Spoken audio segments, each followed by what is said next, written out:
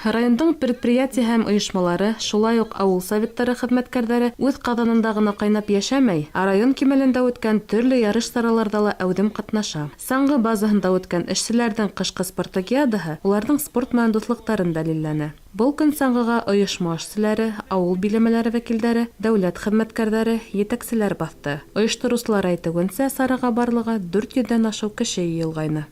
Сегодня у нас проходит спартакиада трудящихся среди организаций, предприятий, учреждений в рамках проведения массовых стартов «Лыжня России», который проходит сегодня по всей стране. Ул ярыш бәйге генә түгел, ә һаулык сыганагы. Саңгы ярышында катнашкан төрле буын спортчылары был хакыйкатьтең дөрес булуын тагы ла бер кат исбатланы. Сараның иң бәләкәй катнашучысына 4 яшь, ә иң олыгы хаклы ялда. Я участвую не впервые на этих соревнованиях. Команда у нас очень сильная. Сначала было страшновато, что холодно было. Но сегодня, вот сейчас уже погода установилась, солнышко. Очень приятно такой погодой соревноваться, выступать на соревнованиях, потому что это здоровье, это жизнь. Всегда же говорят, движение – это жизнь.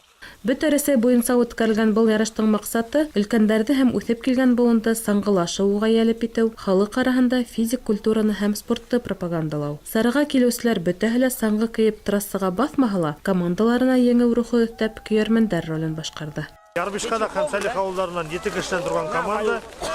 Бұл ярыштарда без ел һайын катнашабыз. Бик теләп киләбез инде. Бұл битендә һаулыкны ныгытуга зур роль уйнай бұл ярыштар. Өйдә компьютер артында утыргансы, яки башка эшләр белән мәшгулгәнсе, шунда без дусларыбызны күрәбез, бер аралашабыз инде. Безнең өчен бұл бик күңелле һәм бик яхшы мероприятие булып тора инде. Ашы ук көнде гаилә елына арналган кышкы эстафеталы старт алды. Ярыштарда 11 гаилә катнашты. Беренче урынды Ишбирдиндер гаиләһе алһа, икенче һәм өченче урыннарда Мәгасумовтар һәм Вәлиевтер гаиләләре бүлеште.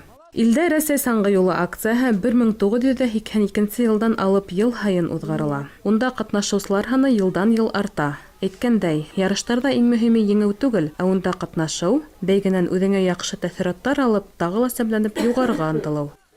Лилия Хәсәнова, Илһам Солтанов, Ишембай яңалыктары.